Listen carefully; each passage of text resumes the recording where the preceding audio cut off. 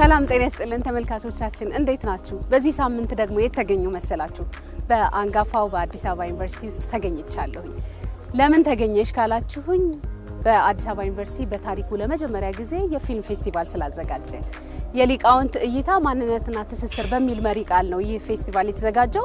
በዚህ ፌስቲቫል እንግዲህ በርካታ የፊልም ባለሙያዎች አንጋፋ ለዓይናችን ለጆሮአችን አዲስ ያልሆኑ እጅግ በጣም የምናከብራቸው የምንወዳቸው ባለሙያዎች ያሳተፈ ነው።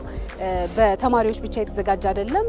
ከውጭም ይህን ፌስቲቫል ይህንን ውድድር መሳተፍ ፈልጋለሁ ያሉ ሰዎችን እድል የሰጠ ፌስቲቫል ነው። ፌስቲቫሉ ምን እንደሚመስልና ምን እንዳካተተ ደግሞ ከዚህ የበለጠ ውስጥ ገብተን እንመለከታለን። አብራችሁን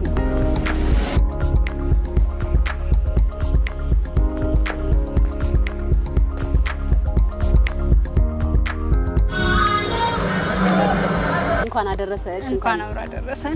እንኳን ለዚህ የመጀመሪያው የአዲስ አበባ ዩኒቨርሲቲ ፊልም ፌስቲቫል ቀን አበቃሽ እና እንኳንም የዚህ ታሪክ አባል ሆንሽ ማለት ወዳለሁ።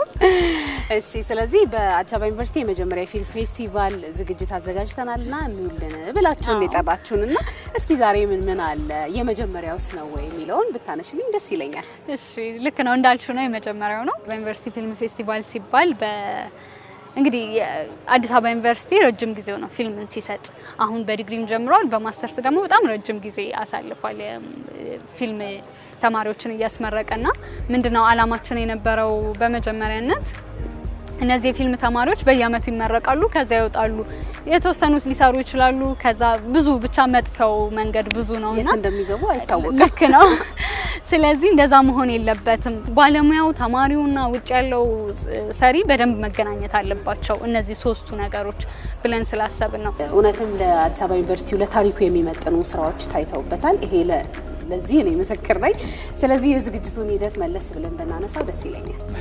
ፊልም ቢዝነስ ፕሮሲጀር የሚባል ኮርስ፣ በዛ ኮርስ መነሻነት ነው ፌስቲቫሉ ለመዘጋጀት የተጠነሰሰው ማለት ነው። አዲስ አበባ ዩኒቨርሲቲ ተማሪዎች ፊልምን ታሳቢ አድርጎ የተዘጋጀ የመጀመሪያው የአዲስ አበባ ዩኒቨርሲቲ ፊልም ፌስቲቫል ይሄ ነው። ሁልጊዜ ሀይቁ፣ ሁልጊዜ አሳው። ቆይኔስ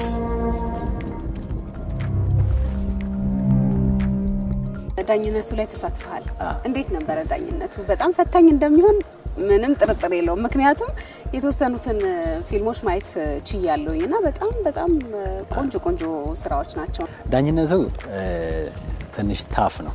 እዚህ ውስጥ በጣም የተለያዩ ነገሮችን አወዳድረናል። ፊልሞቹ የተውጣጡት ከዚህ ከተማሩትም ልጆች ከዛ ውጭም ካሉት ነውና የተውጣጡት የተለያየ ዳይቨርሲቲ ያለው የተለያየ ዳይቨርሲቲ የተለያየ የሙያ የኤክስፒሪየንስ አይነቶችን ምናምን ትመለከቻለሽና እነዚህ ሁሉ ነገሮች አብረሽ ቴብሉ ላይ ታስቀምጫለሽ።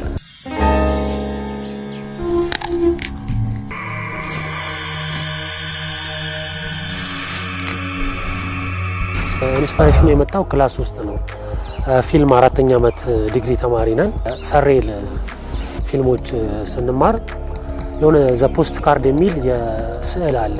ሬን ማግሬት ይመስለኛል የሰዓሊውና እዛ ላይ ያየነውን ነገር ለምን ወደ ኤክስፒሪየንስ አድርገን እኛ ሀገር ላይ በአንሰራውን በሾርት ሙቪ አድርገን የሚለውን ኤክስፐሪመንታል አድርገን ነው ለመስራት የሞከርነው።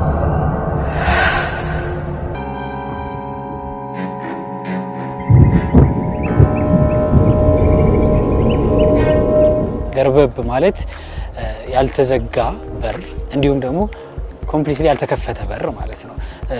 በጣም አሶሺየት የሚያደርገው ከዋናው ገጸ ባህሪው ጋር ነውና ዋናው ገጸ ባህሪ ያው ፊልሙ ላይ እንዳያችሁት ሳይኮሎጂካል ትራውማቲክ ፕሮብሌም አለበትና ያን ፕሮብሌም ፌስ አላረገውም ወይም ደግሞ ኮምፕሊትሊ አልዘጋውም፣ ሸት ዳውን አድርጎ አላስቀመጠውም እና ያንን ይገልጽልኛል በማለት ታይትሉን ይሄንን ርዕስ ከሱ ጋር አሶሺየት አደረግነው። ግን በተጨማሪም ያው ፊልሜ ላይ ደግሞ እንደ ዋና ፕሎት የተጠቀምነው በር ጋር የተያዘ ጉዳይ ነበር። ፌስቲቫሎች ጥቅማቸው የመጀመሪያው ተማሪውን ከሙያ ውስጥ ካሉ ሰዎች ጋር ድልድይ ሆኖ ማገናኘት ነው። አላማው ዋናው ኮሚኒኬሽንና ኔትወርክ መፍጠር ነው። ሾርት ሙቪ ሀገራችን ላይ እንግዲህ መታያ ሲኒማ ቤት የለውም እንደሌላው ዓለም። አዲስ አበባ ዩኒቨርሲቲ እንደዚህ አይነት ነገሮችን በመጀመሩ በጣም ደስ ይለናል። ከተለያዩ ከትላልቅ ባለሙያዎች ጋር ከመምህራን ጋርም የተለያዩ ሀሳቦችን ተለዋውጠን ነገ ወደ ፉል ሙቪ ወደ ፊቸር ፊልም ስንገባ የተሻለ ነገር ይዘን እንደምንገባ ተስፋ እናደርጋለን። እንደ አባት አሳዎቹን እየሰጠ ያሳደገኝ ሀይቅ ዛሬ ጨክኖብኛል። እዚህ የምናገኛቸው ልጆች በደንብ ደግሞ ፊዚካሊ ፕራክቲካሊ የሚሰለጥኑበት መድረክ ፈጥረን ፕራክቲካሊ ያሰልጠናናቸው በጣም የሚገርሙ ስራዎችን የሚሰሩበትና የሚሰሯቸው ስራዎች በእኛ ሀገር ደረጃ ብቻ ሳይሆን ዓለም ላይ ታዋቂ የሚሆኑበትን መንገድ እሱን መፍጠር መቻል አለብን።